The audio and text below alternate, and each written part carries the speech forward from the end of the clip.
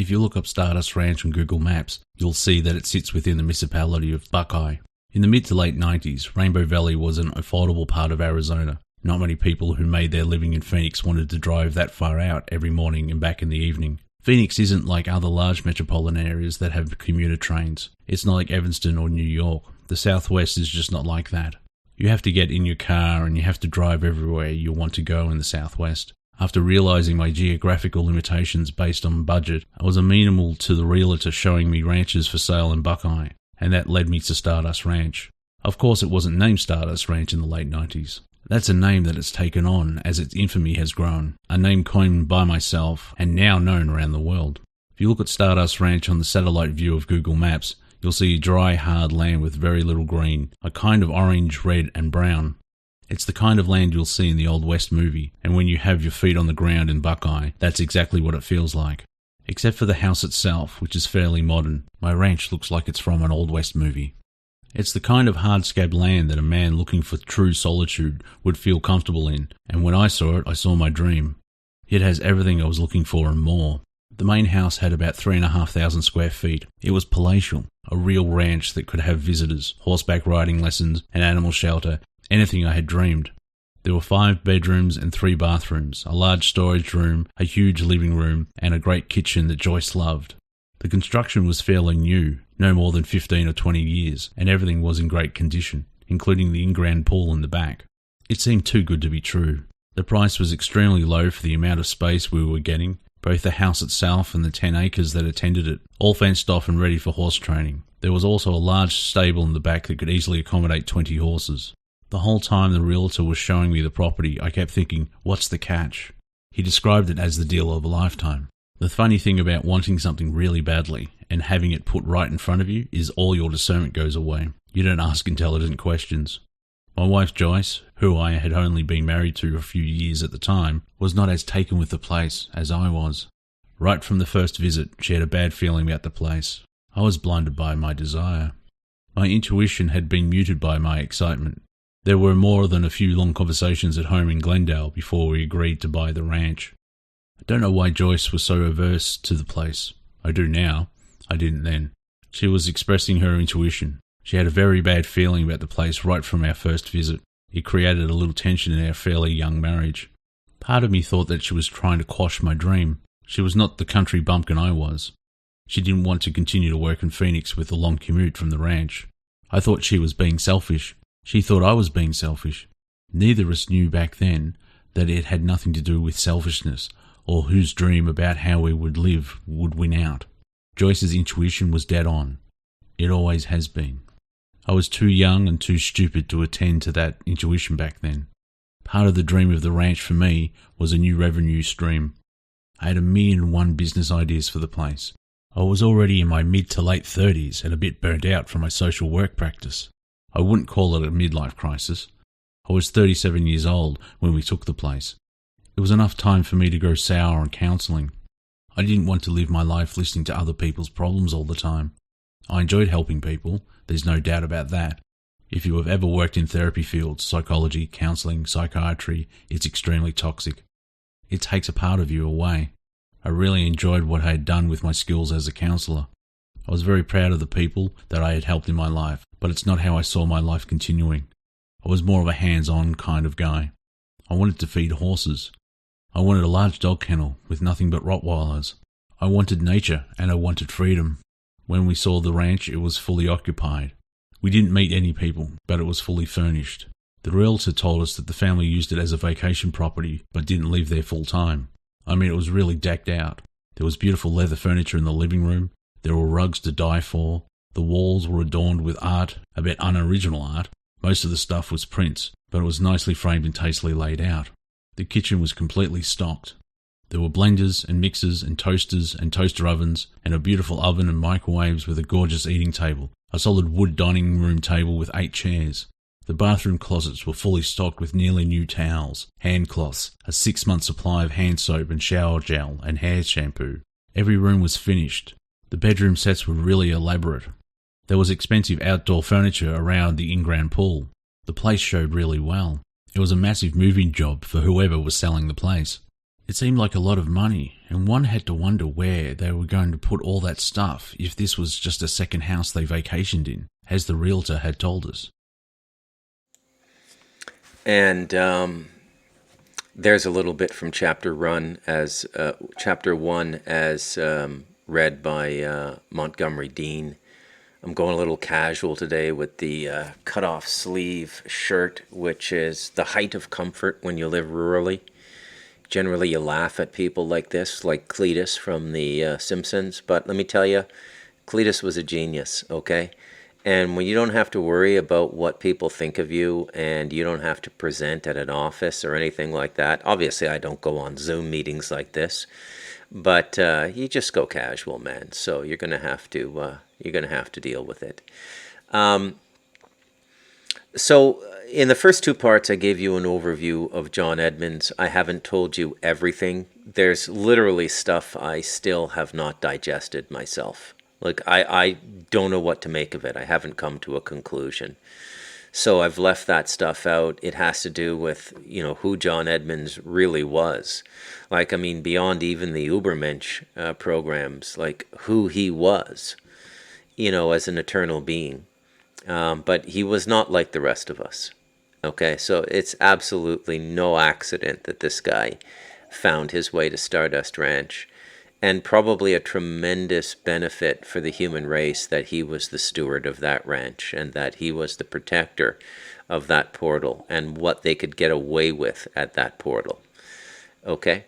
All right, so let's cast your memory back. A lot of the photos in that montage are contemporary Buckeye. I did a Google search for Buckeye 1997, but I couldn't really find anything. So that's the little town, and it's in Maricopa County.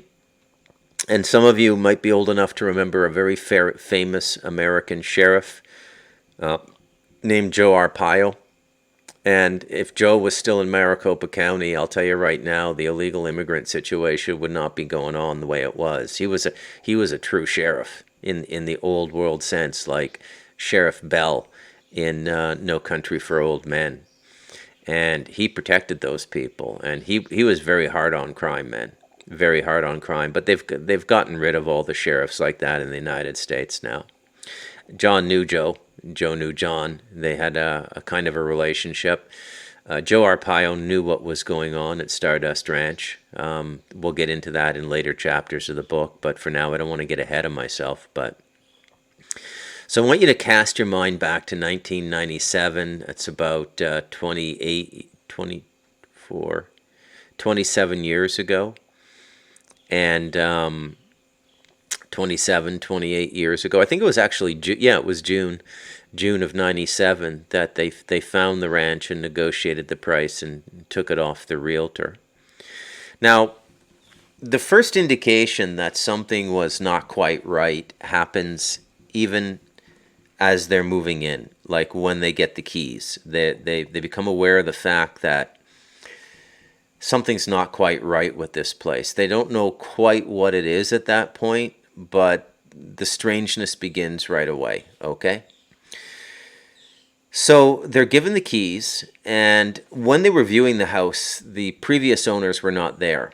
And John and Joyce were told by the realtor that this ranch was kept as a vacation property by the owners, and they didn't live there all the time, which was kind of a strange thing to say, right? Who would build a ranch out there in the desert and as a vacation property? And then, have an area for horses and all of that sort of stuff and not use it, right? So right off the bat, you're dealing with like a very, very strange story, something that's kind of hard to get your head around. So the realtor assured John and Joyce Edmonds that the house would be vacated before they moved in, meaning that everything would be cleaned out. And when they viewed the house, it was fully furnished. I mean, there were hand cloths on the bathroom racks. There were stacks of towels in the linen closet, bed sheets. Every room was furnished. All the furnishings were there. All of the appliances, which is standard when you buy a house. You generally, I don't know about the United States, but in Canada, you generally sell a house with a stove and a fridge. Maybe not so much anymore, I don't know, but anyways, all of the stuff was still there. The plates, the cutlery, tablecloths, wall hangings, like everything was still there. So John and Joyce went to look at the house, and they said, "Okay, John paid cash, by the way. He had made not a significant, but it was his life savings. He had made quite a bit of money as an event promoter in Chicago, had a decent salary as a psychiatric counselor in Phoenix. And his dream in moving to the ranch was to stop working and to find a way to make money at the ranch, very similar to my situation up here. And let me tell you, this is part of the reason I wrote the book, is that I had to do something. Okay, so in 2019, I had not consolidated my remote work yet. And I was loath to start another novel because novels just don't sell anymore. If you want to write fiction, to a young writer, I would say get yourself on a writing team at HBO or Netflix or someplace like that, because that's the only place writers are still making money. The art of fiction has completely left the human race, which is, I don't think, a good thing. And part of like the black hole of Western culture disappearing, and the formation of a kind of machine-like consciousness as this AI perspective on everything keeps taking over. And it is, okay? As a storyteller, I see it very clearly. And I'm not putting down anything like Martin Scorsese, taking a dump on the Marvel movies and saying that this isn't cinema. In a way, I understand completely what he's saying. When you grew up the way I did with writer-directors like Terrence Malick and Stanley Kubrick, and even the work Clint Eastwood is doing, Million Dollar Baby, Gran Turismo, and The Unforgiven and things like this, and Martin Scorsese with Goodfellas and Casino, and Silence, if you've ever seen that film about the Jesuits going to Japan. Really master filmmakers and storytellers. And, they're sort of sitting there and watching all of this comic book CGI shit come in, where all the acting is done in front of green screens, and then the CGI is just put in behind them, and they're going, this isn't cinema. It is in a way. And comic books are a form of literature. We always laugh at them. We say they're for 14-year-old boys, but that's not the case, man. There is more going on in comic books than there is in serious literature now, or there was 10, 15, 20 years ago. And very often you'll find the really good and progressive, and I mean progressive in a good way, not cutting off your dick and becoming a chick or vice versa, okay? I mean progressive in a good way. Very often you'll see cutting edge work in the weirdest of places, right? Like, I would say the beginning of alternative media was just fantastic with Alex Collier, the original Project Camelot with Bill Ryan and Carrie Cassidy. Michael Sarion started putting his work up on Google Video, the antecedent to YouTube in like 2008, 2009. It was like a golden age of disclosure, and so much came out. It was unbelievable. I don't think the human race has digested everything that's come out. But this was the great dropping of information and the great disclosure that was mandated for the human race. And John Edmonds is part of this, okay? He's absolutely part of this, so I kind of weaseled my way into a galactic event writing this book, because it is part of the galactic or the universal disclosure that is now being given to the human race, so we can make our own decisions and get out from under the yoke of what Errol calls the old empire in Interview with an Alien from The Devil in Us. So I wrote the book because I hadn't really consolidated my work. I was just making a little bit of money here and there, mainly on, they're called gig sites. It's where somebody needs something done and you go and you bid on the project and you get the project. It could be a writing assignment. It's always a writing assignment for me. The one I used the most was Upwork. And there was a point, like in 2018, 2019. So I started living here in 2017. And like June of 2017, I started living here. So I've actually been living on the mountain for 7 years now. Now, last year I did a major renovation on the place. I put in the Laurel hardwood ceiling. I did an open concept on the main house. It used to have 2 bedrooms. I took the walls out. I did a whole bunch of work. I did the roofs in the back. I built a sauna, like just getting ready for tourism, right? But in 2019, I mean, I began to think that, look, this is not going to work. I'm going to have to move back to Canada periodically and live in Canada for 6 months a year and work, and live in Costa Rica for 6 months a year. And my wife is going to have to cope with that however she copes with it, because it was looking pretty grim here. Pretty grim. There were a lot of dark nights of the soul I've gone through in this journey, moving into a remote location and working remotely. But I kept my faith and I didn't waver my course. And when I had to, I just lived with less, right? So, I mean, you just live with less is how I would put it. You know, less food, cheaper food, no expenses, no trips to the beach. You just, when push comes to shove, I mean, I can live up here for $500-600 a month with my wife, right? When we're living large, we'll spend about $1,500-1,600 a month, and we'll always have a full fridge, and we're like a second house for all the nieces and nephews. They come over for pizza, they come over for pasta, they come over to watch movies on the 50-inch TV with the surround sound and stuff like that, right? So my wife is the natural leader of this large family. It's a matriarchy. Most of Costa Rica is a matriarchy, by the way, and it works pretty well. The women don't abuse their power, and it's much more balanced. But where you find matriarchy, you find delinquent masculinity, which is why you get all these guys going into the narco trafficking and all of this sort of stuff. Very interesting. And the Italians are the same way with their mafia and everything, you know. I mean, they're all mama's boys, you know, Mamma Mia.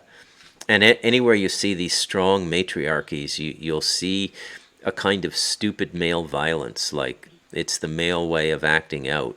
It's kind of ridiculous. I don't really have any of that in me. I've worked through all that nonsense very early on in my life. But it was a tough time. And I was just doing these work gigs here and there, and this is when the idea to write the book came into my head, to contact John Edmonds again. And looking back on it now, it was a spiritual direction. Okay? No doubt in my mind, it was a spiritual direction. And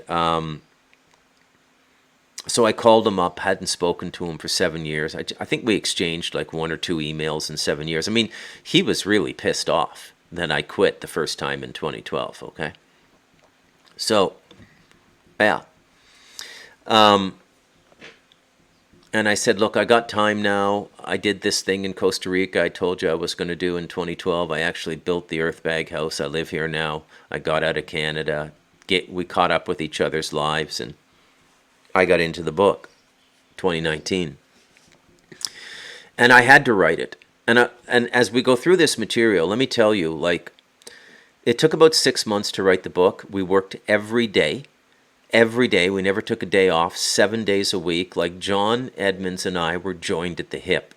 The way the book worked was I would record Skype calls and I would transcribe them. And there was no AI transcription back then. I couldn't just upload an MP3 file to an AI transcriber and have, 7,000-8,000 words of text to use as the clay to sculpt the chapter.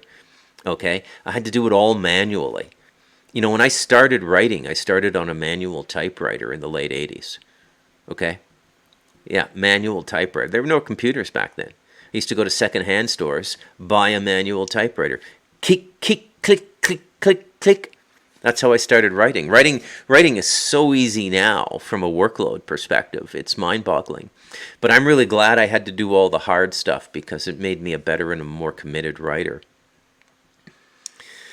So we're going through all this stuff, and in the first few chapters, I'm like, this is fucking ridiculous. Like, I didn't believe it. Honestly, I didn't believe it. I had seen, by this time in my life, I'd seen I'd seen a couple UFOs, okay? I told you the one yesterday about the UFO over my house after I came back from like 12 weeks of meditating and writing and no media in the north of Canada, in the northern Ontario lake country, in the forest with black bears and everything. Just meditated all day and worked on this book. UFO above the house. Now, here's a little synchronicity, okay? The guy I saw that UFO with, I found out yesterday, is in Costa Rica now. Okay, he's a Canadian, he's retired, he's living in the north of Costa Rica. I'm in the south. He's about 7 hours away if I were to drive up there. Maybe 8 or 9, actually, from where I am. Small world, weird world, okay? And the other UFO I saw, I was about 9 years old. My brother was 10, and we saw it outside of Ottawa.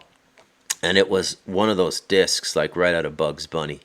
Okay. Now, my brother, who's a chartered financial analyst, retired now, extremely rational guy, no spiritual life to speak of, doesn't meditate, he's so lazy, he doesn't even know whether he's a believer, an atheist, or an agnostic. He hasn't given it any thought at all. He's a performer, my brother. You give him a task, he'll do it. He's like a machine. But to this day, he does not deny that UFO sighting. Okay, so I'd seen a couple UFOs, but I'd already encountered a lot of this stuff in spiritual teaching and digested it already. And I considered UFOs and the whole UFO phenomenon to be just a massive waste of time and a distraction, and that my concentration and attention was better placed as a writer on the wholeness of literary story, the beauty and truth of literature, the higher values of the human race, telling stories, moving the human heart, trying to be like a Faulkner, a Hemingway, an Alice Munro, a Cormac McCarthy, a Philip Roth, something like this, a serious writer. And the first 2 months I'm working with John, I'm like, there's this little voice in the back of my head, this is fucking bullshit. And then the other thing that kept coming into my head, well, you can't stop now. Okay? You promised the guy you're going to write the book. You can't stop. Okay? And you may make a little bit of money. So swallow your pride, shut up. Everything you do in life you have to make money on, or it's worthless. That's not true. You don't make money on prayer and meditation, and you don't make money on being a good human being. But if you're going to apply your talent, and this is my talent and my trade. I got a journalism degree. When I'm tech writing, I bill out anywhere.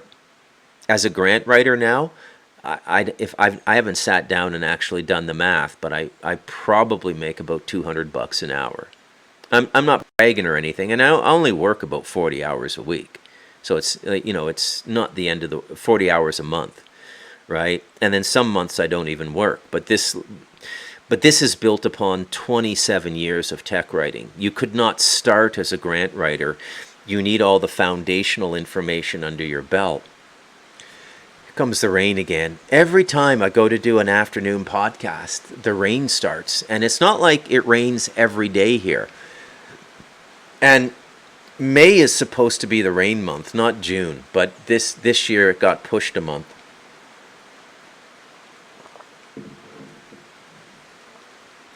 So here's the opening story, okay?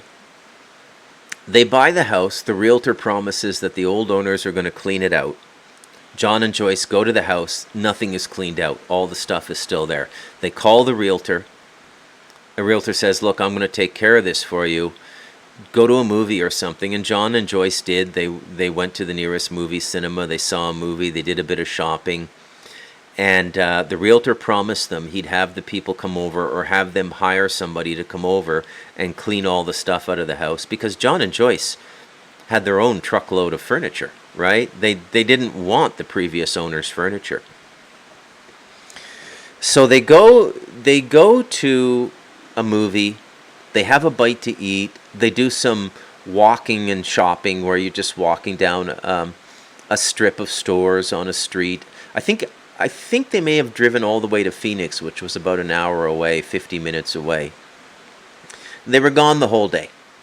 Okay? They get back to the house at about 9 or 10 o'clock at night, And maybe a bit later, maybe like 11.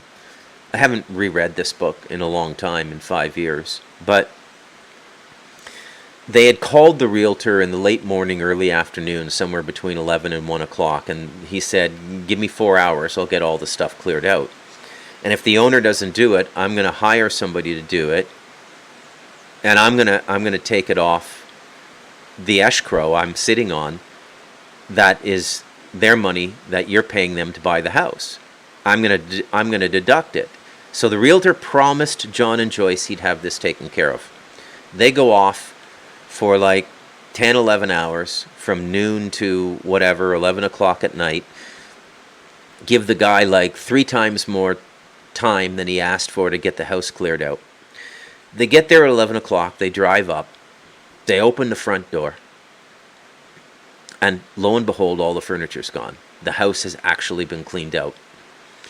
And they're happy, right? They're happy. And they had a truck parked in the driveway with some of their furniture in it. They had the mattresses in there, but it was so late they didn't have time to set up the beds or anything. So they pulled a mattress in and bedded it, put a sheet on it, a blanket, and a couple pillows. And they said, okay, we'll just sleep on the floor tonight. And then while he's walking around, John goes out the back door and he flips on the patio light in the back door. And the pool had been drained. Okay, it was empty. There was no water in it. All the furniture, all the kitchen appliances is in the pool. I remember saying to John, I said, come on, are you kidding me? He goes, Bruce, hand to God. He used to do stuff like that, right? And I said, well, how did it get in the pool? He said, I don't know.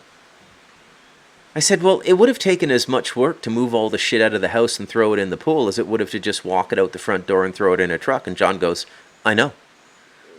I said, well, what was in the pool? He said, everything. Like $250, $300 mixers and blenders for making cakes and breads in the kitchen. Brand new microwave. The oven, the fridge, everything. That's all in the pool. And I'm going, what the fuck? And John had no rational explanation for this. He called the realtor. And the realtor didn't believe him. The realtor's reaction was a lot like my reaction. Like, are you kidding me? What are you talking about? And John says, did you hire people? And the realtor says, no. I mean, the homeowner assured me he was going to do it. I spoke to him. He said he was going to get a couple friends, go over with the truck, and clean out the house. And John says, well, he cleaned out the house already, but he threw everything in the pool. And so the realtor calls the owner. This is like 11:30 at night. The owner says, no, I wasn't able to make it out. I wasn't able to clean the house out.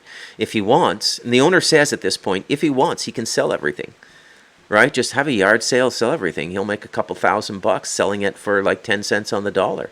$500 fridge, somebody's going to pick that up for like $50,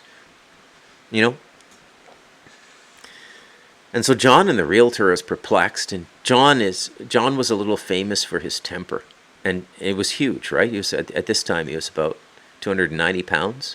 I mean, just a monster of a man, right? Plus he's been through the Ubermensch programs. So he's kind of getting angry, but he doesn't get angry. Joyce calms him down, and they sleep there overnight. There's no real incident, and he has to go to, and he told me that he deducted this from the realtor's commission, okay? He had to go to one of those tool rental places, and he rented something that picks stuff up like an arm. It sits stationary. It's not like a backhoe or something like that, but it's something, a mechanical device powered by diesel that they use to pick heavy things up and move them. So he gets this thing, rents it from the tool rental place, pulls all the stuff out of the pool, and it took like a day and a half, 2 days to do this. Then he gets a dolly and he wheels it all out to the front of the house, and he just puts a sign there that says free stuff.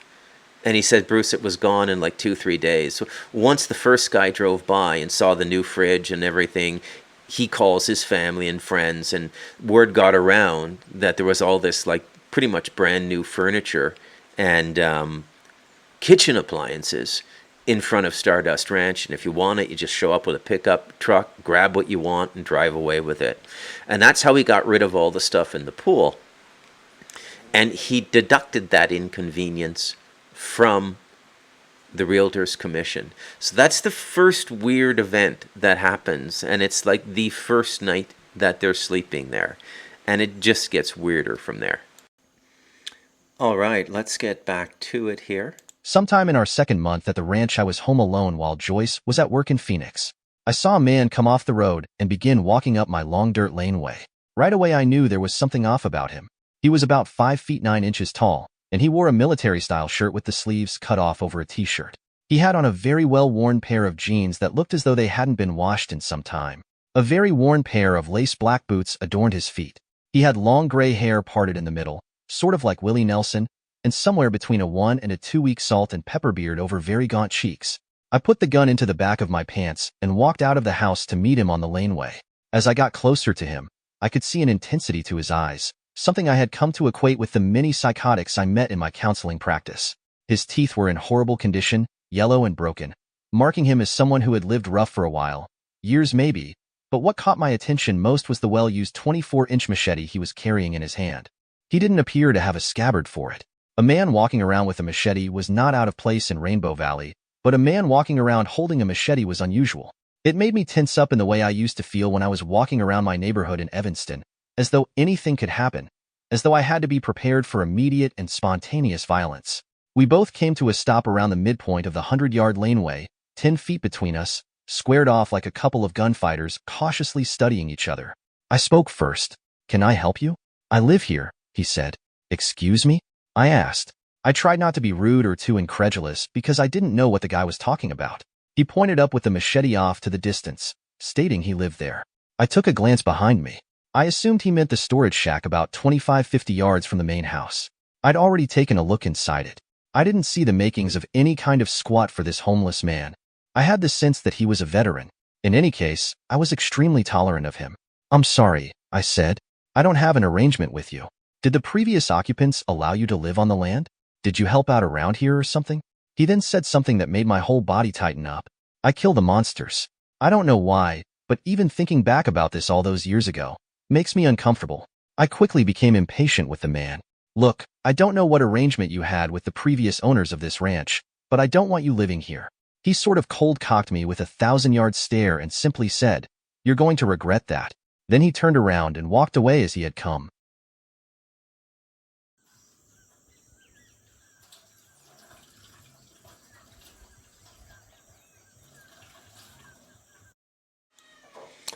And welcome back. Little video I made of where I live. Some of you have asked, so I'll start to include more of those, and I'll start taking my iPhone with me when I go on walks. And I don't know if you can hear the cats back there, but you can see this very, very beautiful, very, very peaceful place I live when the cats aren't driving me crazy. Okay, so the final part of today's show is just it's from chapter 1 of the book, An Ominous Foreshadowing, and these are the 2 events that we captured. These were, to the best of John Edmund's recollection, the first things that were an indication to him that something was just a little bit off with this ranch that he had just bought. And so this all happened in the first 3 weeks or so. Yeah, something like that. Yeah. So the second thing is the machete man. Okay, so John had been there about 3 weeks, and he's at home, and Joyce is at work in Phoenix. And out of the front bay window, John sees this dude walking down the driveway.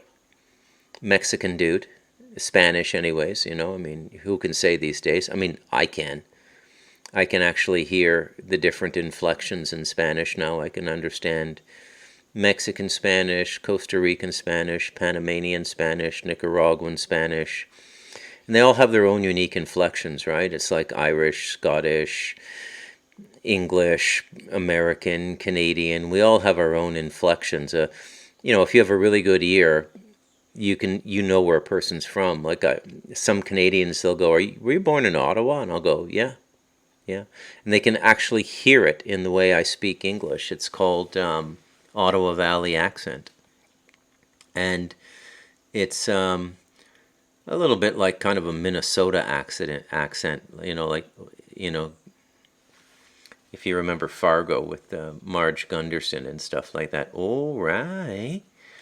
It's kind of like that. That's what the Ottawa Valley accent is like. And I mean, I can do it in spades, so to speak. So, dude is walking down the driveway, and John is like, what the fuck? And the dude's carrying like a big 22-inch machete. Now, I know a lot about machetes now. They go to 28 inches, okay? And a 28-inch machete is what you buy for, well, I guess that would be for like heavy going through the bush and stuff like that. Most people will get by with a 24 or a 22. And that'll do all your basic farm work. And a machete is an extraordinary tool, by the way. It's a fairly shitty piece of steel. Like you get them for $10 at the hardware store. Like it's like really not a great piece of steel. A machete, if you're using it every day and sharpening it all the time, it'll last you about a year. And as you keep sharpening it, you'll wear away a lot of the blade, because it's like really high carbon blade. When I sharpen my machetes on my grinding wheel, it's like the sparks are just incredible. And that's how you know there's a lot of carbon in the metal, is the sparking. So this dude's walking down the driveway. And, John being John, he tucks a 38 into his waistband and behind his pants, goes out the front door, walks down the driveway, and he meets the guy. He says, what are you doing? And the guy says, I live here. And John's going, what? I wasn't told anybody lived here, or there was any employment contracts, a groundskeeper, or anything like that. And when John described the event to me, I mean, I tried to capture it as well as I could in the book, but he said the guy just had like a vibe, like crazy LA crackhead vibe, like off your meds, completely in another dimension, loco vibe. And he's got this unsheathed machete. Now, generally, when you walk around up here with a machete, people do walk by my house with machetes unsheathed, but they're farm workers, right? I live in the country. I live way up in the mountains. But generally, when you're walking in a civilized area, you sheath a machete, and they come with these large leather sheaths.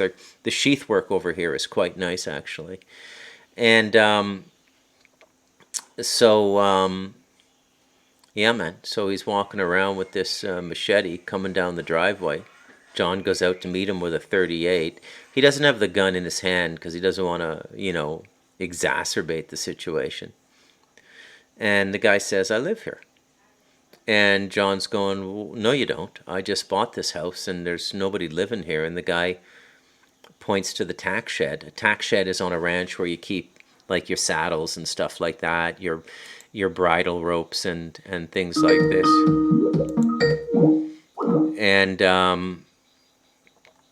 And sorry, I just had, let me just deal with this here quickly.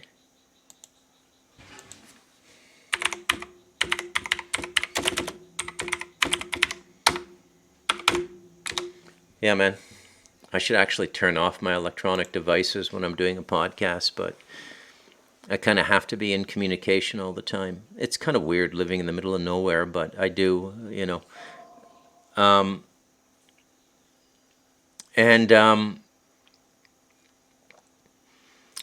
So John looks over his shoulder and he looks at the tack shed and he goes, you live there? And the guy says, yeah. And, John says, how long have you lived here? And the guy sort of shrugs his shoulders and, just being really kind of weaselly.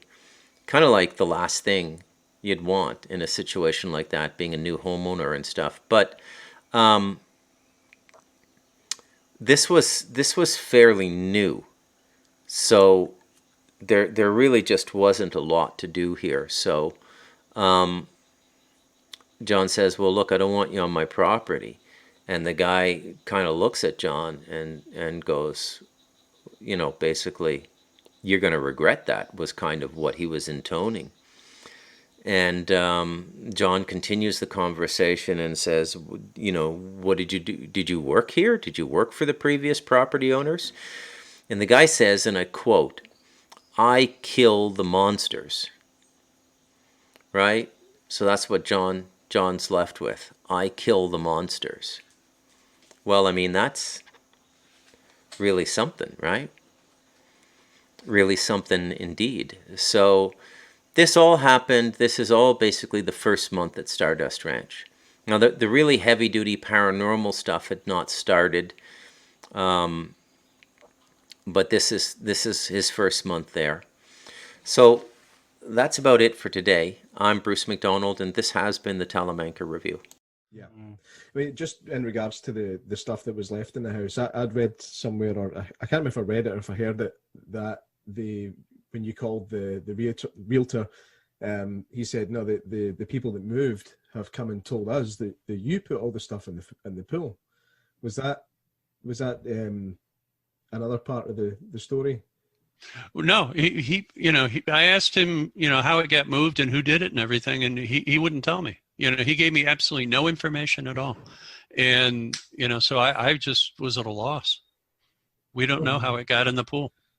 Yeah. It's like one of those scenes, and it's like the beginning of all Alien movies, right? Where like they go into the living room and all the silverware is just stuck to the roof or something like that. It could have just been that, or the guy came back for his stuff and was like, "I'm not dragging this, fuck it," and away in the pool it went.